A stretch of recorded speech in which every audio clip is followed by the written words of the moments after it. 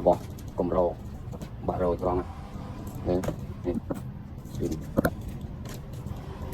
ក្តីផ្លូវ Samsung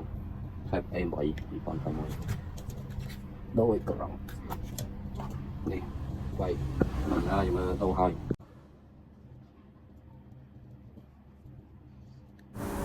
តោះមកមើលពីរបៀបកោះឲ្យក្រង់ទាំងអស់គ្នានេះក្រង់គេលបើកឲ្យស្រាប់អញ្ចឹងយើងវាស្រួលកោះយកតា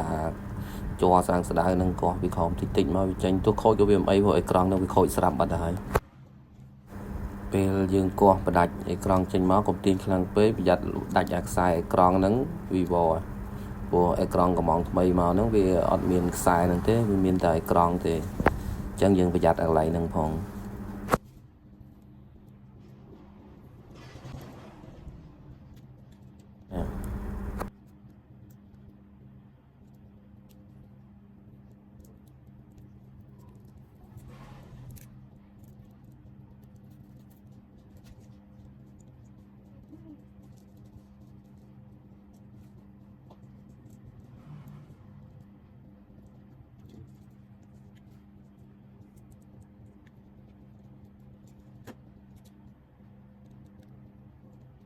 នេះមុននឹងយើង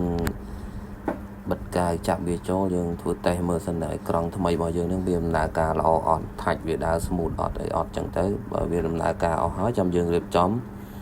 សម្អាតវាបិទកាយដាក់យកមក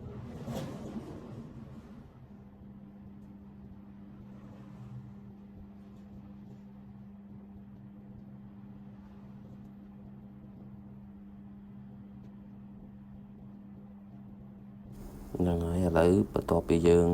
តេស្តមើលទៅឃើញថាថាច់វាដំណើរការល្អ color អីអូខេហើយអញ្ចឹងយើងចាប់ផ្ដើមដោះវាចេញហើយយើងសម្អាតកាយវាម្ដងតាមអាគៀនហ្នឹងសំខាន់យើងត្រូវសម្អាតវាឲ្យស្អាតបើយើងសម្អាតវាអត់ស្អាតទេវានៅជាប់ដីជាប់អីវាបិទទៅវិញអត់ស្អាតឬវានៅកមកាយចាស់របស់វាហ្នឹងវាធ្វើឲ្យវាឆាប់ខូចឆាប់បែកទៅវិញហើយចូលដីចូលអីអញ្ចឹងត្រូវកោសវាធ្វើម៉េចឲ្យស្អាតតាមកែមហ្នឹង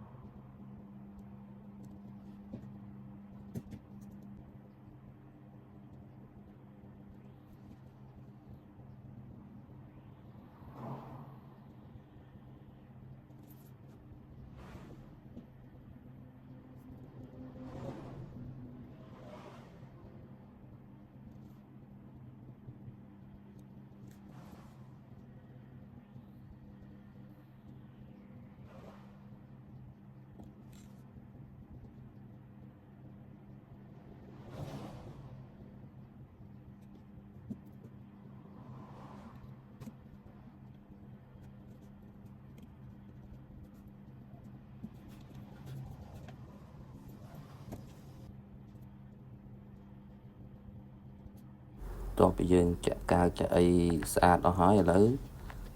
ចាប់ចូលយកហ្មងទៅព្រោះយើងតេស្តមើលអស់ហើយអញ្ចឹងរុញវាចូលតាមកលៈរបស់វានឹងហើយយើងច្បាច់តាមកែមតិចកុំស្កត់ខ្លាំងពេកប្រយ័ត្នបែកចូលដើមទឹកភ្នែកជាងទៀតហើយចាំយើងរឹតកស៊ូវាអញ្ចឹងទៅទុកចោលឲ្យបានយូរតិចទៅដើម្បីវាជាប់ល្អនេះពេលជាប់ល្អហើយ